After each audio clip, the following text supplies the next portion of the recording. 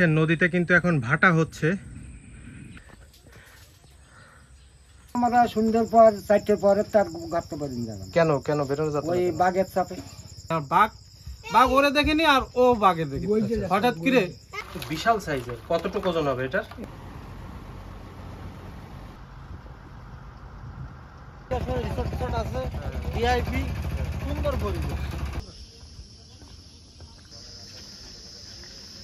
প্রিয় বন্ধুরা, কেমন আছেন সবাই? চলে আসলাম আরও একটি নতুন ভিডিও নিয়ে।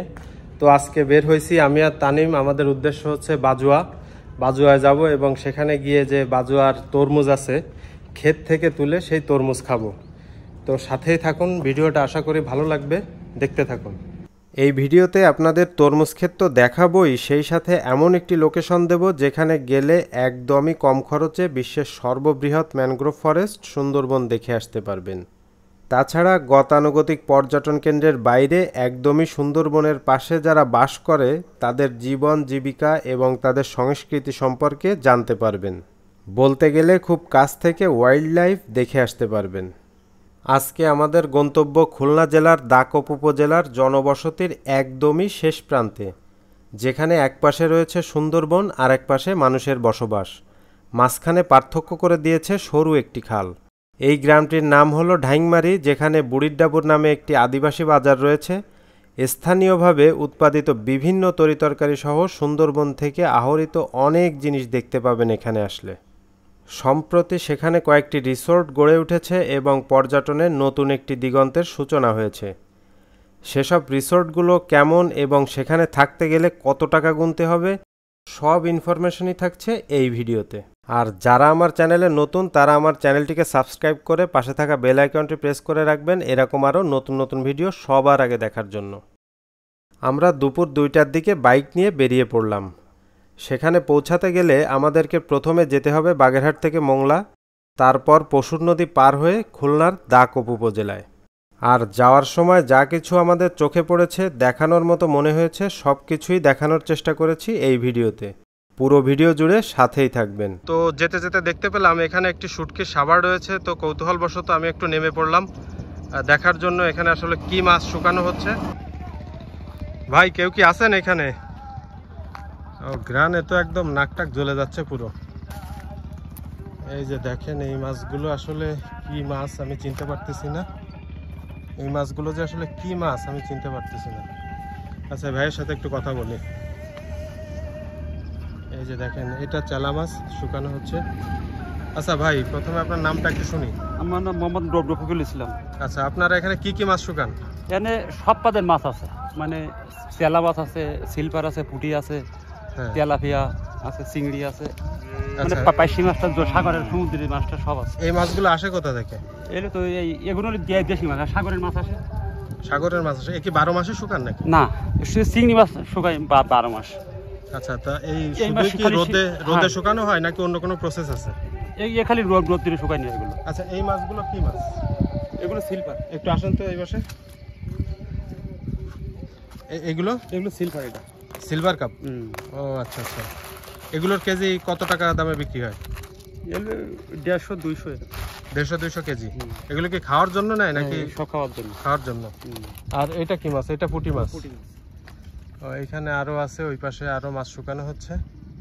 আমরা ওনার স্টক করা যে চিংড়ি আছে এখানে সেটা দেখতে চলে আসলাম। এই যে দেখেন এগুলো কি চিংড়ি ভাই? এগুলো হরিণা চিংড়ি। এর কেজি আছে কত করে? 1800, 1900, 1600, 1800 এরকম। 1600-1800 এরকম কেজি আছে। আচ্ছা, তো এখানে আসলে আপনারা এই চিংড়ি মাছ কিনতে পারবেন। মোংলার এদিকে আসলে অনেক বড় বড় এরকম চিংড়ি মাছের ঘের আছে। দেখেন অনেক বড় বড় ঘের, এখানে প্রচুর চিংড়ি মাছ হয়। আমরা দেখতে পেলাম এখানে ঘেরের ভিতর অনেক মাছ দৌড়াদৌড়ি করতেছে, ঝাঁক ধরে চলতেছে এখানে। তো আসলে অসম্ভব সুন্দর সুন্দর দৃশ্য এদিকে আসলে আপনারা দেখতে পারবেন। আমরা ফাইনালি দিগরাজ পৌঁছে গেছি। দেখতে পাচ্ছেন অনেক তরমুজ বিক্রি হচ্ছে এখানে। আর এখান থেকে একটি রাস্তা চলে গেছে, ওই রাস্তা ধরে কিছু দূর এগোলেই দিগরাজ খেয়াঘাট, আর এই খেয়া পার হলেই ওপার বাজুয়া। খেয়াঘাটের দিকে যাওয়ার সময় এখানে কয়েকটা কাঁকড়ার দোকান দেখতে পেলাম। চলুন আমরা একটু দেখে আসি এখানে কি ধরনের কাঁকড়া বিক্রি হচ্ছে আর তার দাম কেমন। সাগর শেক। আচ্ছা, একটু দেখেন তো খোলা যাবে নাকি প্যাকেট হয়ে গেছে? এই যে দেখেন এই যে দেখেন ভিতরে কিন্তু অনেক বড় বড় কাঁকড়া দেখা যাচ্ছে, এই যে উনি দেখাচ্ছেন। ওরে বাবা কি সাইজ এটার, আসলেই বিশাল। আচ্ছা এই কাঁকড়াগুলো কি মায়া কাঁকড়া নাকি? এটা হলো পুরুষ কাঁকড়া। এটা পুরুষ কাঁকড়া। একটু ভালো করে সামনে ধরেন তো ক্যামেরা। বিশাল সাইজের। কতটুকু ওজন হবে এটা? এটা হবে আপনার 600 গ্রাম। 600 গ্রাম। দাম আসতে পারে কত? 1000 টাকা এক পিস। এক পিস 1000 টাকা। আচ্ছা আর এই যে বাকি যেগুলো আছে এগুলোর কেজি কত? এগুলা আপনার মনে করেন 1200 টাকা। এগুলো 1200 টাকা কেজি। কম কি আছে? কমের ভিতর কি কাঁকড়া আছে? এইগুলো আপনার এই পুরুষ কাঁকড়া আছে সর্বনিম্ন 400 টাকা। সর্বনিম্ন 400 টাকা। আর এমনি মেয়ে কাঁকড়া? মেয়ে কাঁকড়া সর্বোচ্চ 3000 টাকা। 3000 টাকা। আচ্ছা এই কাঁকড়াগুলো কি স্থানীয়ভাবে বিক্রি হয় নাকি কোথায় যায় এগুলো? এগুলো সব আপনার বিদেশে চলে যায়, মানে চায়নায়। বিদেশে চলে যায়। কিন্তু আসলে অবাক হয়েছে যে এত বড় কাঁকড়া। বড় যে কাঁকড়াগুলো মেদি, এইটা আপনার মেয়ে কাঁকড়া। আচ্ছা এর 2500-3000 টাকা। অনেক বড় বড় কাঁকড়া আছে। এটার কেজি হচ্ছে 2500-3000 টাকা। জি। সুন্দরবনের থেকে আসে, আমাদের এই ঘেরে ন্যাচারাল ভাবে হয়। সুন্দরবনের থেকে আসে? বাবা এ তো কাঠের কেল্লা। Rail crossing.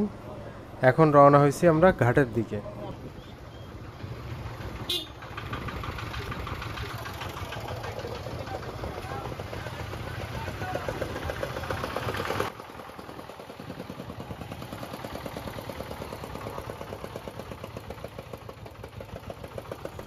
এই ঘাটে পৌঁছানোর পর আমি পুরোটাই নিরাশ হলাম। তখন আমার মনে হচ্ছিল যে আমি আজকে আর সেই তরমুজ খেতে পৌঁছাতেও পারবো না, আর আমার সুন্দরবনে যাওয়াও হবে না। তো আমরা দিগরাজ ঘাটে এসে জানতে পারলাম যে এখান থেকে আসলে মোটরসাইকেল নিয়ে পার হওয়া দুঃসাধ্য ব্যাপার, ওনারা রিস্ক নিতে চাইলেন না। তারপর আমরা আসলে এখন চিন্তা করতেছি যে লাউডোব যাব। লাউডোব মানে লাউডোবের ওইখান থেকে এপার একটা ঘাট আছে, ওইখানে যাব, সেখান থেকে পার হওয়ার চেষ্টা করব। আসলে এই ঘাটটা দিয়ে পার হওয়া আসলে রিস্কি। তো আমরা চাই কর্তৃপক্ষ যেন খুব দ্রুত এখান থেকে গাড়ি পারাপারের একটা ব্যবস্থা করে দেয়। আমরা আবার এখান থেকে ফেরত যাচ্ছি। তখন আমরা মোংলা বাগেরহাট হাইওয়ে ধরে আরও কিছুটা দূর সামনে এসে পৌঁছে গেলাম লাউডোব ফেরিঘাটে। তো দেখতে পাচ্ছেন এই হচ্ছে ফেরিঘাটের অবস্থা। এই পাশে হচ্ছে ওমেরা গ্যাস কোম্পানি। আর একটা তথ্য দিয়ে রাখি, আমরা যারা বাগেরহাটে গ্যাসের চুলায় রান্না করি তাদের সব গ্যাস কিন্তু এই মোংলা থেকে যায়, কারণ মোংলাতেই রয়েছে বাংলাদেশের সব বড় বড় গ্যাস কোম্পানিগুলো। এই যে কিন্তু আগুন জ্বলতেছে গ্যাস কোম্পানির ভিতর থেকে। এই হচ্ছে সেই সম্ভাবনাময় পশুর নদী। এই যে দেখেন পশুর নদীর পানি। পশুর নদীর পানি মানেই একটা সম্ভাবনা। এটা বাংলাদেশের জন্য সম্ভাবনা, বাংলাদেশের জনগণের জন্য সম্ভাবনা। এই যে ফেরি এখনই ভিড়বে ঘাটে। গরুতে খাচ্ছে? এত সস্তা হয়ে গেছে তরমুজ নাকি গরুতে খাচ্ছে? এত সস্তা হয়ে গেছে ভাই। কি মাছ এগুলা? চিত্রে মাছ। এর পোনার দাম কত? 2.5 টাকা পিস। 2.5 টাকা পিস। একে ঘেরে হবে নাকি পুকুরে হবে? মিষ্টি বানিতে হবে? হ্যাঁ মিষ্টি বানিতে হবে। মিষ্টি বানিতে হবে। ওরে বাবা এই যে একটু খোলেন তো। ওই যে দেখেন একটা অনেক বড় চিত্রা মাছ। প্রত্যেকটা ট্রাকই কিন্তু তরমুজ বোঝাই। সশব্দে বয়ে চলা পশুর নদীর বুক চিরে আমাদের ফেরি এগিয়ে চলল ওপারের দিকে। চারপাশের দৃশ্য আমাকে যেন একেবারেই বিমোহিত করে তুলল। কোস্টার এবং ছোট ছোট লাইটার জাহাজ নোঙ্গর করা ছিল পশুর নদীতে। তো এখানে ফেরি পার হতে প্রতিটা মোটরসাইকেলের কাছ থেকে নেয় 20 টাকা এবং ঘাট পার হওয়ার সময় ওখানে নেয় 30 টাকা, যেটা আমার কাছে অনেক বেশিই মনে হয়েছে। তো এবার একটা বাজারের মতো আছে ছোট, এখানে মুরগি সহ বিভিন্ন তরি তরকারি এবং নিত্য প্রয়োজনীয় জিনিসপত্র পাওয়া যায়। এরকম মুদি দোকান আছে। তো আমরা এখান থেকে আরো উত্তরের দিকে রওনা দিলাম। আচ্ছা ভাই, ধারে কাছে কি কোনো তরমুজ ক্ষেত আছে? না ভাই, পাওয়া যাবে না। পাওয়া যাবে না? কেন পাওয়া যাবে না কেন? সব বিক্রি হয়ে গেছে। সব বিক্রি হয়ে গেছে? খেতে এখন নাই, মোটেও না? নাই। তারপরেও কি যে খোঁজ করবো ওদিকে? খোঁজ করেন, দেখেন দূরে। আপনারা ফেরত যাচ্ছেন? কোনো খেতে আসলে তরমুজ নাই, তাই তো? ও আচ্ছা আচ্ছা। ওনার কথায় আমরা আবারও হতাশ হলাম, কিন্তু আশা ছাড়লাম না। তখন চটজলদি সিদ্ধান্ত নিলাম, যেহেতু আমরা তরমুজ খেতে তরমুজ পাবো না, সেহেতু সুন্দরবনের দিকে রওনা দেব। পথমধ্যে যদি তরমুজ পেয়ে যায় সেটা আমাদের কাছে অনেক বড় পাওয়া হবে।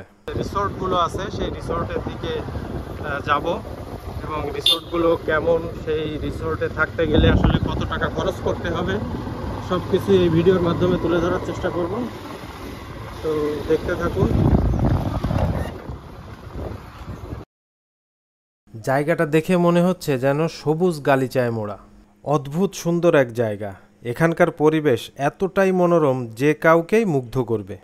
তো আমরা এখানে একজন মুরব্বীর সাথে কথা বলে জানতে পারলাম যে এই ক্ষেতে এখনো তরমুজ আছে, যার জন্য আমরা এখন এই তরমুজ ক্ষেতের দিকে যাচ্ছি। দেখা যাক আমাদের ভাগ্যে তরমুজ আছে কিনা, ক্ষেত থেকে তুলে খেতে পারবো কিনা। ওই যে দেখতে পাচ্ছি অনেকেই সংগ্রহ করছেন। দেখেন বিশাল জায়গা জুড়ে কিন্তু এখানে তরমুজ চাষ হয়েছিল। কিছু কিছু তরমুজ এখনো আছে মাঠের ভিতরে, সেইগুলো কিন্তু ওনারা সংগ্রহ করছেন। এই তো পেয়ে গেছি, দেখেন এই যে তরমুজ, একদম সেই খেতে এসে তরমুজ খাওয়ার সৌভাগ্য হলো আমাদের। হ্যাঁ, আমরা কিন্তু এখন বিশাল এক তরমুজ ক্ষেতের ভিতর। ওই পাশটা দেখা, অনেক বড় একটা তরমুজ ক্ষেত কিন্তু এখানে। আপনি খান দেখি, যে কয়টা মন চায় খান আপনি। এই যে ভেঙে গেছে, দেখেন মোটামুটি ভালোই, খারাপ না একদম। হ্যাঁ, একটু খেয়ে দেখি, বিসমিল্লাহ। অনেক মিষ্টি।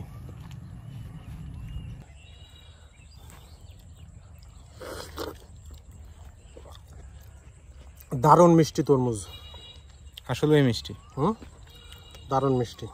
মানে আমরা আসছিলামই হচ্ছে তরমুজ ক্ষেত থেকে তুলে খাওয়ার জন্য, তো আমাদের কষ্ট আসলে সার্থক হয়েছে যে এত দূর আসা আসলে বিফলে যায়নি।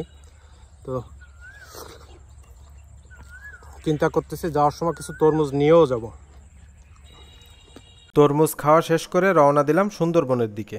রাস্তা দক্ষিণে গেছে তো, হ্যাঁ, এখানে বেশি দূর না, ওইখানটা সোজা পড়ছে। সোজা পশ্চিমে গেলে সুন্দরবন পেয়ে যাবো। অবদায় উঠে জঙ্গল, ওই পারে একটা নদী আছে এরকম, হ্যাঁ, এই নদীটার পরে জঙ্গল।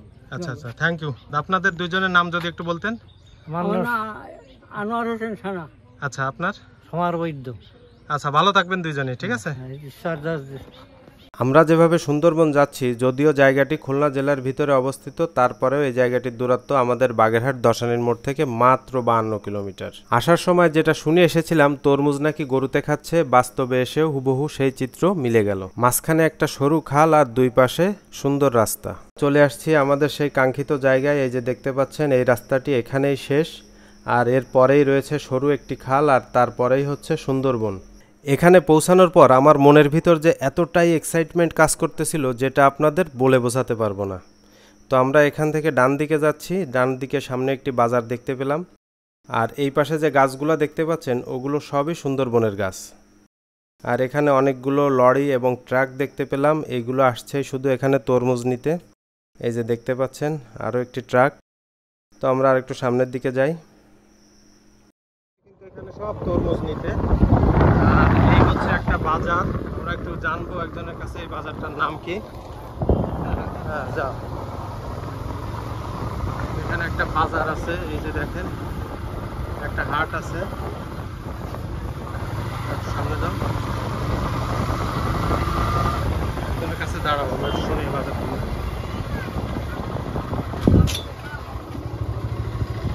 আসসালামু আলাইকুম কাকু, এই বাজারটার নাম কি? বুড়ির ডাবুর বাজার। আচ্ছা, কি সপ্তাহে প্রতিদিনই বসে নাকি?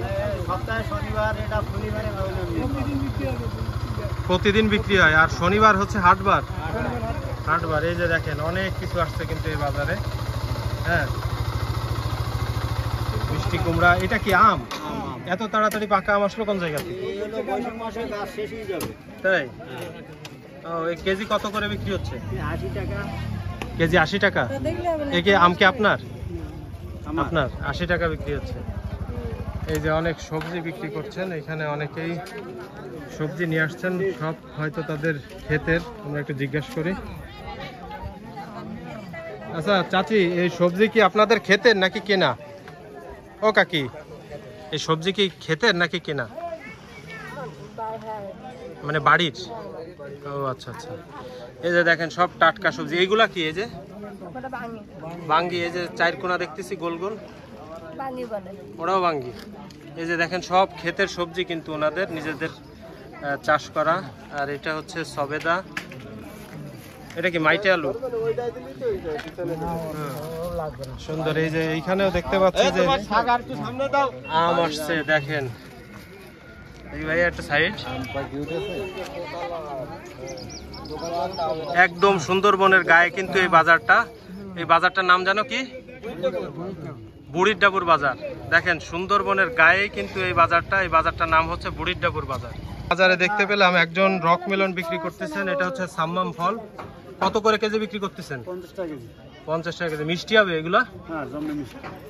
মিষ্টি হবে। আমি একটু বাজারটা আপনাদের ঘুরে দেখাই। এই যে দেখেন একটা জিলাপি মিষ্টির দোকান। আরো বাজারের এই পাশে আরো অনেক কিছু বিক্রি হচ্ছে।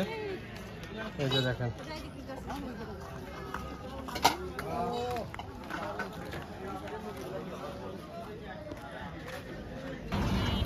এই যে এক আপু আমাদের ডাকলো এখানে সুন্দরবনের কাঁকড়া দেখানোর জন্য। এই কাঁকড়াগুলো কিন্তু একদমই সুন্দরবনের কাঁকড়া, সুন্দরবন থেকে ধরে নিয়ে আসছেন ওনারা। এই যে দেখেন কাঁকড়া, এইগুলো কিন্তু সুন্দরবনের কাঁকড়া। আর আগে যে কাঁকড়া দেখছেন সেইগুলো হচ্ছে সুন্দরবনও আছে এবং ঘেরের চাষের কাঁকড়াও আছে। এগুলো কি এখানে শুধু সুন্দরবনের কাঁকড়া? এই একটু আগে নদী আছে, সেই নদীর কাঁকড়া। সুন্দরবনের ভিতরে নদীর কাঁকড়া। আচ্ছা, কাঁকড়া হয় এই যে চলে যাচ্ছে। আচ্ছা, কত করে বিক্রি করেন আপনারা এগুলা? 250, 300। 250, 300 করে কেজি? কেজি। একদম নেওয়ার মতো দাম বলেন তো কয় টাকা? নেওয়ার মতনই ওই দাম, আমার 20 টাকা থাকবে। আর ডিম কত করে? এগুলো কত রাখবেন একদম দিদি, বলেন? এটা 300 টাকা রাখবো, এটা 250 টাকা। ওইটা 250, এটা 300। হ্যাঁ, এটা ডিম কাঁকড়া ঘিলু। আর একটু কম নেবেন না? ধরেন 250 নিতে পারবেন না এগুলো? না না না না, এটা ঘিলু হয়? হ্যাঁ, এটা ঘিলু হয় এই কাঁকড়াগুলো। বন্ধুরা, আমি এখন আছি পশ্চিম বুড়ির ডাবুর গ্রামে। তো এখানকার নৈসর্গিক সৌন্দর্য আমাকে আসলে মুগ্ধ করেছে। দেখেন, দেখার মতো। ওই যে পিছনে দেখতে পাচ্ছেন ওটি কিন্তু সুন্দরবন। এই যে পিছনে দেখতে পাচ্ছেন এটি কিন্তু সুন্দরবন, পৃথিবীর বিখ্যাত ম্যানগ্রোভ ফরেস্ট সুন্দরবন। তো অসম্ভব সুন্দর। আমি এখানে আসার সব লোকেশন আপনাদেরকে পর্যায়ক্রমে দিয়ে দেব। আপনারা চাইলে এখানে আসতে পারেন এবং এই নৈসর্গিক সৌন্দর্য কিন্তু উপভোগ করতে পারবেন এখানে আসলে। আমার মনে হয় গতানুগতিক পর্যটন কেন্দ্রে না যেয়ে এরকম নৈসর্গিক সৌন্দর্য দেখতে হলে এই সব অঞ্চলে আপনাকে আসতে হবে। তো বন্ধুরা, আমি এইখানকার ল্যান্ডস্কেপটা আপনাদের কাছে একটু বর্ণনা করি। এই যে উঁচু যে রাস্তাটা দেখতে পাচ্ছেন এটি হচ্ছে অবদার ভেড়ি, আর তার পাশে আছে একটি খাল। সেই খালটির ওপারেই কিন্তু রয়েছে পৃথিবীর সর্ববৃহৎ ম্যানগ্রোভ ফরেস্ট সুন্দরবন। তো আমি কিন্তু এখন আপনাদেরকে সুন্দরবন দেখানোর জন্য সেই দিকেই যাচ্ছি। এই যে দেখেন, এখানেই দেখা যাচ্ছে অনেক গোল গাছ, অনেক গোল পাতা। হ্যাঁ, তো আমি এই রাস্তাটা ধরে আরেকটু সামনে যাচ্ছি সেই খালটা দেখানোর জন্য এবং সুন্দরবন দেখানোর জন্য। এই যে দেখেন, এই কিন্তু সেই খালটা। এই খালের ওপারই হচ্ছে সেই সুন্দরবন। এই খালের ওপারই হচ্ছে সুন্দরবন। এই যে দেখেন, এই কিন্তু সব সুন্দরবনের গাছ দেখা যাচ্ছে। এই যে দেখেন, এই হচ্ছে খাল, আর খালের ওপারই কিন্তু সুন্দরবন। পৃথিবীর বিখ্যাত সুন্দরবন, যেখানে বাঘের বসবাস, নদী খালে কুমিরের দাপুনি। এমন গোধূলি লগ্নে এখানে দাঁড়িয়ে সুন্দরবন দেখে আমি আসলে এতটাই অভিভূত হয়েছি যে এটা ভাষায় প্রকাশ করার মতো না। এখানে আসলে উপভোগ করতে পারবেন সুন্দরবনের আসল সৌন্দর্যটাকে।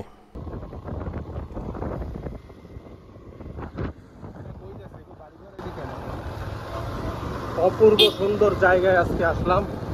এখানে এসে আমার মনটা এই দৃশ্য দেখে একদমই অভিভূত হয়েছে, বলতে পারেন এক কথায় অভিভূত হয়েছে। এই যে দেখেন সুন্দরবন, এই যে দেখেন অসম্ভব সুন্দর দৃশ্য। এই পাশে লোকালয়, মাঝখানে একটি খাল, তার ওই পারেই হচ্ছে সেই নৈসর্গিক সৌন্দর্যের আধার সুন্দরবন। বন্ধুরা, দেখতে পাচ্ছেন এই যে সুন্দরবনের একটি বানর কিন্তু এখানে চলে এসেছে। ওই যে দেখতে পাচ্ছেন দুটো বানর কিন্তু এখানে রয়েছে। এই যে দেখেন, হ্যাঁ, এগুলো কিন্তু সুন্দরবনের একেবারেই মানে ছাড়া অবস্থায় বা ওয়াইল্ড লাইফ বানর বলতে পারেন। দেখেন সুন্দরবনের ওয়াইল্ড লাইফ বানর এই যে ঘুরে বেড়াচ্ছে। দেখেন, এই একটি গ্রামের বাড়ি, একেবারে যেন গ্রামের চিরচেনা দৃশ্য। দেখেই চোখ জুড়িয়ে গেল। আমরা এই বানরটার কাছে একটু যাচ্ছি। দেখেন সুন্দরবনের বানর কিন্তু এখানে চলে এসেছে। ওই যে দেখেন আমাদের দেখে ওরা চলে যাচ্ছে। অপূর্ব সুন্দর দৃশ্য, অপূর্ব সুন্দর। দেখেন দুইটা বানর কিন্তু চলে এসেছে। এগুলো কিন্তু একেবারেই উন্মুক্ত বানর, এটা কারো পোষা না, এটা সুন্দরবনের বানর। এখানে প্রায়শই নাকি এরকম বানর চলে আসে, মাঝে মাঝে নাকি বাঘও চলে আসে। হ্যাঁ, এই যে দেখেন, এই যে আমরা ওদের পিছু পিছু যাচ্ছি। আয় আয় আয় আয় আয় আয় আয় আয়। ওয়াও। আচ্ছা, আপনারা এইখানে কখনো বাঘ আসতে দেখছেন? অনেক আগে আসতো, রিসেন্টলি আসে নাই। কোনো গল্প কি আছে আপনাদের জানা যে বাঘ এসে কাউকে নিয়ে গেছে? গল্প আর কি, আমার বইতে ছাগল নিকল। আপনাদের ছাগল নিয়ে গেছিল? এটা কত বছর আগে? 10-12 বছর আগে। 10-12 বছর আগে। এই সুন্দরবন দেখার জন্য আমরা এত কষ্ট করে এত দূর এসেছি। এখানে এসে মনে হচ্ছে যে আমাদের আসলে কষ্ট সার্থক হয়েছে। দেখেন অপূর্ব সুন্দর। আমি মাঝে মাঝে বলে থাকি যে ভয়ঙ্কর সুন্দর। দেখেন সুন্দরবন কিন্তু আসলেই ভয়ঙ্কর সুন্দর। এর ভিতরে যে কত কিছু আছে, বাঘ, হরিণ, বিভিন্ন রকমের সাপ, তারপরে কচ্ছপ, হ্যাঁ, মৌমাছি, মধু, কত কিছুর যে আধার এই সুন্দরবন, মানে বলে বোঝানো যাবে না। এই সেই সুন্দরবন, অসম্ভব সুন্দর। আকাশে কিছুটা মেঘ আছে দেখেন। আমি কিন্তু একদম সুন্দরবন থেকে 100 মিটারও হবে না, আমি যেখানে দাঁড়িয়ে আছি হয়তো 50 মিটারের মতো দূরত্ব হবে। এপারে কিন্তু আমি দাঁড়িয়ে আছি আর ওপারে হচ্ছে সুন্দরবন। এই যে দেখেন একটি ট্রলার আসছে কিন্তু এদিকে। এখানে আসলে এই ধরনের ট্রলারে ঘুরতে পারবেন। দারুণ একটি জায়গা। এটি হচ্ছে ঢাংমারি খালের একটি বাঁক। এটি হচ্ছে এখানকার একটা গৃহস্থ বাড়ির দৃশ্য। আপনাদেরকে একটু দেখাই। বাড়ির ভিতর ঢুকতেই পাশে এখানে দুইটা গোয়াল আছে। এই যে দেখেন চমৎকার, হ্যাঁ, কুটার গাদি আছে। আর ভিতরে দেখতে পাচ্ছি আম গাছ এবং একটা ঘরের মতো। আমি একটু ওনার অনুমতি নেব, তারপর ভিতরে যাব। দেখেন এটি হচ্ছে এই সুন্দরবনের পাশেরই একটি গৃহস্থ বাড়ি। তো সেখানে এসে দেখতে পেলাম যে এরকম একটি ঘর। আমি একটু ওনার সাথে কথা বলে জানবো এটা কিসের জন্য। আচ্ছা ভাই, প্রথমে আপনার নামটা একটু শুনি। আমার নাম সমীর কুমার মণ্ডল। আচ্ছা, গ্রামের নাম? গ্রাম ঢাংমারি, পশ্চিম ঢাংমারি। পশ্চিম ঢাংমারি। আচ্ছা, এই ঘরটা কিসের জন্য তৈরি করা হয়েছে? এটা ধান রাখার জন্য। ধান রাখার জন্য। এই ঘরের প্রকৃত নাম কি? গোলা। গোলা? গোলা। এর কি অন্য কোনো নাম আছে? অন্য কোনো নামে জানেন? নাম নেই, গোলা। গোলা, ধান রাখার জন্য। আচ্ছা, কি প্রসেসে এটা তৈরি করছেন? এটা বাঁশ দিয়ে, বাঁশের আগে কোলাস তৈরি করে দিয়ে বাঁধে দিয়ে আপনার তাল কাঠ দিয়ে বাঁধা। ভিতরটা কি আমাদের একটু দেখানো যাবে? হ্যাঁ হ্যাঁ। আচ্ছা, আমরা একটু ভিতরটা দেখবো। এটা হচ্ছে গৃহস্থ বাড়ির একটা প্রতীক। বাঙালিদের গৃহস্থ বাড়ির একটা প্রতীক হচ্ছে এই গোলা। যে যাদের ধান আছে, গরু আছে, হ্যাঁ, মাঠ আছে, তাদের বাড়িতে এগুলো দেখা যায়। এই যে দেখেন, এই আর একটা বাড়ি একদম সুন্দরবনের গায়ে কিন্তু এই বাড়িটা। এই গোলার ভিতরে কি আছে একটু দেখাই আপনাদের। তো আপনাদেরকে একটু দেখাই কিভাবে এর ভিতরে ধান রাখা হয়েছে। এই যে দেখেন ভিতরে কিন্তু ওনাদের চাষের যে ধান সেগুলো রাখছেন এই যে ঠিক এইভাবে। হ্যাঁ, এই যে দেখেন, এটা হচ্ছে ধানের গোলা ঘর। আচ্ছা, এইভাবে ধান কতদিন আসলে সংগ্রহ করে রাখতে পারেন আপনারা? এটা 1 বছর। 1 বছর থাকবে? 1 বছর 1.5 বছর কিচ্ছু হবে না। যদি কোনো কিছুতে খেয়ে যায়, পোকামাকড় বা ইঁদুর? না, খাবে না। খাবে না? না, তার জন্য ইঁদুর আছে। বিড়ালে ঢুকবে, বিড়ালে খাবে ইঁদুর। ও, বিড়াল ঢুকে ইঁদুর মারবে? কুমির কি আসে এদিকে? হ্যাঁ, কুমির আসে, গায়ে কুমির আসে। তাই? দেখছেন আপনি নিজে? হ্যাঁ, দেখছি। বন্ধুরা, আমি এখন রয়েছি বনবাস রিসোর্টের সামনে। এখানে সৌন্দর্য উপভোগ করার জন্য 2-1 দিনের জন্য থাকতে হলে এই ধরনের রিসোর্ট কিন্তু এখানে পাবেন। এই কটেজ তো আপনার? আমার বলতে আমি অপারেশনটা দেখি। আচ্ছা, কটেজের নাম কি? Mangrove valley Sundarban eco resort. আচ্ছা, এইখানে থাকতে গেলে পার পারসন আপনার কত টাকা খরচ করতে হয়? ডিপেন্ড, যদি কাপল হয় আমরা সর্বনিম্ন 10,500 টাকা থেকে শুরু করি। আচ্ছা, ইকোনমি, প্রিমিয়াম হলে এটা 12,000 12,500 টাকা। ইকোনমি বলতে কি এই যে গোল্ড নন এসি, ও নন এসি। এই পিছনে যে কটেজ গুলো দেখাচ্ছে এগুলা কি নন এসি? নন এসি, এগুলো নন এসি। Non AC. আর এসি হচ্ছে ওই পাশের গুলো। জি ওইগুলো। আচ্ছা, এইগুলাতে থাকতে গেলে পার পারসন 10,000 টাকা করে লাগে। পার পারসন না, পার কাপল। পার কাপল, পার যদি এখানে যদি এক রুমে যদি 4 জন থাকে তাহলে সেক্ষেত্রে 3,000 টাকা পড়বে। যদি আর যদি আরো লোক বাড়ে আরো প্রাইস কমে আসে। আর এর সাথে কি আপনার খাবার ইনক্লুডেড? খাবার ইনক্লুডেড। অনেকে তো আছে মনে করেন এত অ্যাবিলিটি নাই যে এত টাকা খরচ করে এখানে থাকবে। ডরমিটরি আছে মাত্র 2500 টাকায় খাওয়া দাওয়া সবকিছু। যদি 10-12 জন হয়ে যায়, 8 জন হলেই হবে। এটা মাত্র 2500 টাকায় 2500 টাকা সবকিছু। এগুলো সবকিছু। সেটা কোন পাশে? এই পাশে, আমাদের ওই পাশে একটা ডরমিটরি আছে, আপনি দেখতে পারেন। আচ্ছা, একটু চলেন তো কাইন্ডলি আমরা একটু।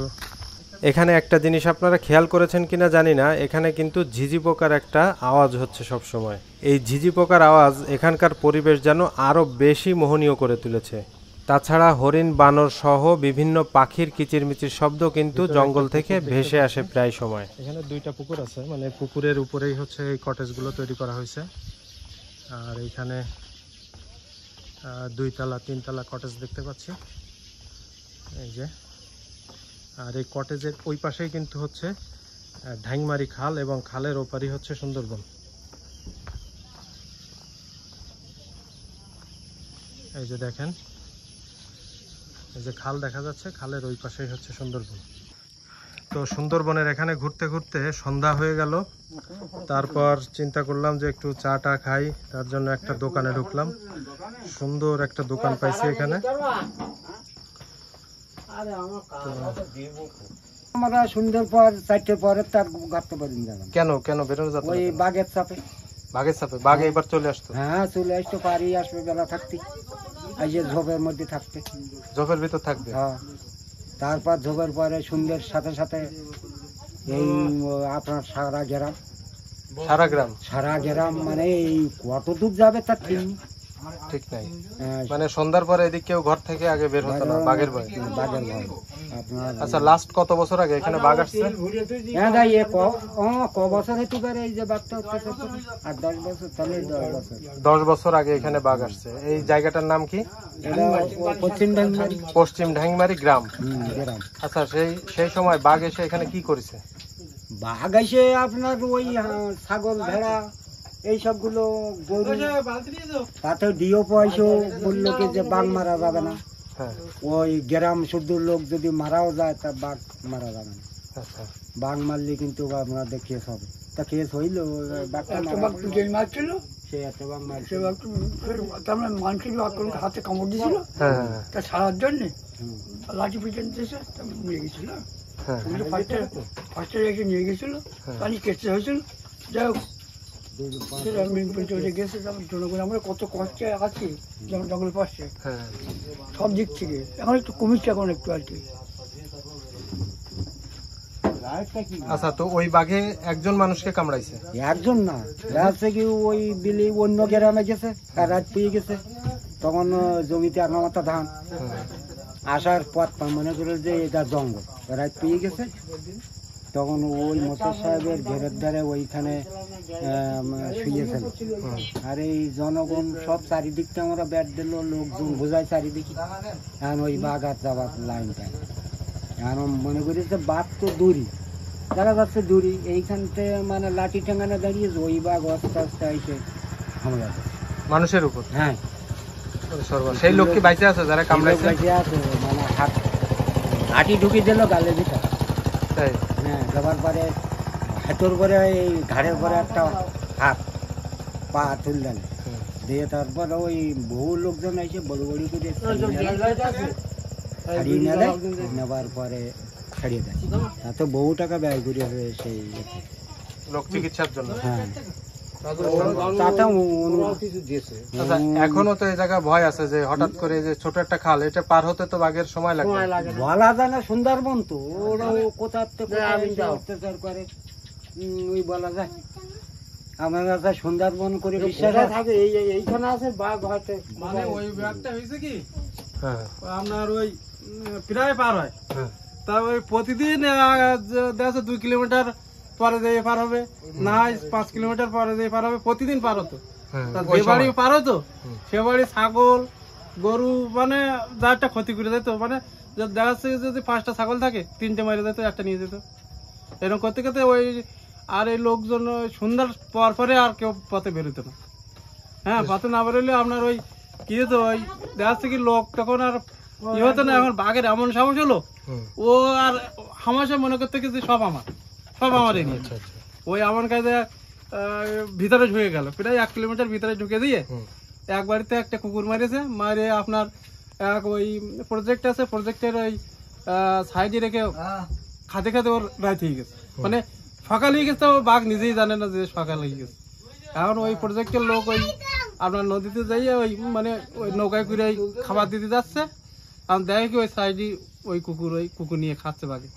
এখন ওই ধান ফুলো অবস্থায় বেরোনো অবস্থায়, কারণ ওই বাঘ ওই ওদের দিকে ওই ওই আপনার ওই ধান খেতে লাফতে পুড়ে ওই ধান খেতের মধ্যে ঢুকে গেছে।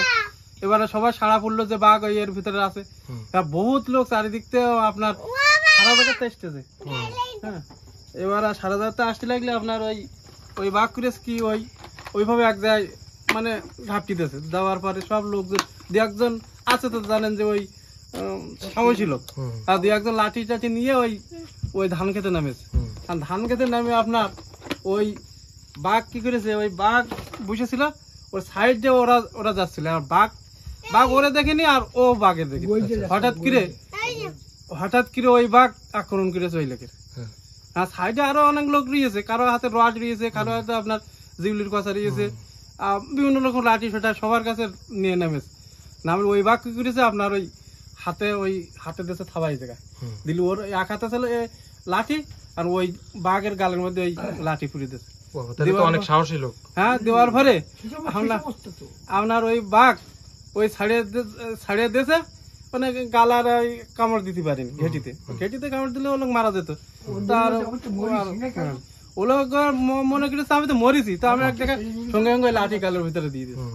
দেওয়ার পরে সাইডে আরো লোক ছিল, ওরা যাই ওই রড ছিল একজনের হাতে, রড যেতেছে বাড়ি দিল্লি। তারপরে আরো কয়েকজন ছিল, তারাও এরকম দিছে বাড়ি, দেওয়ার পরে ওই বাঘ গেছে মারা। হ্যাঁ, মারা যাওয়ার পরে এখন ওই ফরেস্ট ওরা আসলো, আসে ওই বাঘ নিয়ে গেল। অনেকে দেখাচ্ছে কি কেউ দাঁত নেবে, কেউ নেবে, ওই সময় কিন্তু কেউ যে মেরেছে তারও নামে গেছে, আর যে ওই দাঁত নিতে গেছে ওই ক্যামেরা মানে এইরকম ভিডিও করে ওই ভিডিওর মধ্যে পড়ে গেছে। ওই সে 200 লোকেরও কেস হয়েছে, আর না 200 লোকের কেস হয়েছে। ওই অল্প পরে 7-8 বছর কেস চলেছে, চলার পরে এখন ওই বাঘ মারাতে কিন্তু আমাকে এলাকা ঠান্ডা, বাঘ আর আসে নাই না। আচ্ছা, এটা কত সালের কথা, এটা কি মনে আছে আপনার? এটা 10 বছর টছর হবে। এখন 25 চলে, এখন 25 চলে, তাহলে 15-এর দিকের। হ্যাঁ, 15-এর দিকে, 15-16 দিকের ঘটনা। ওই বাঘে অত্যাচার করতে মানে প্রচুর এলাকা। সন্ধ্যার পর রাত হয়ে গেল, তারপরেও কিছুতেই যেন আমার এখান থেকে ফিরে আসতে ইচ্ছা করছিল না। মনে হচ্ছিল এখানে যদি আরো 4-5 দিন থেকে যেতে পারতাম, তাহলে হয়তো আমার মনের তৃষ্ণা আরো বেশি করে মিটত। তারপরেও ফিরে যেতে হবে, এটাই বাস্তবতা। আবার কবে দেখা হবে জানি না, তবে সুযোগ পেলেই আমি আবার যাব সুন্দরবনকে খুব কাছ থেকে দেখতে এবং সুন্দরবনের সৌন্দর্য অনুভব করতে।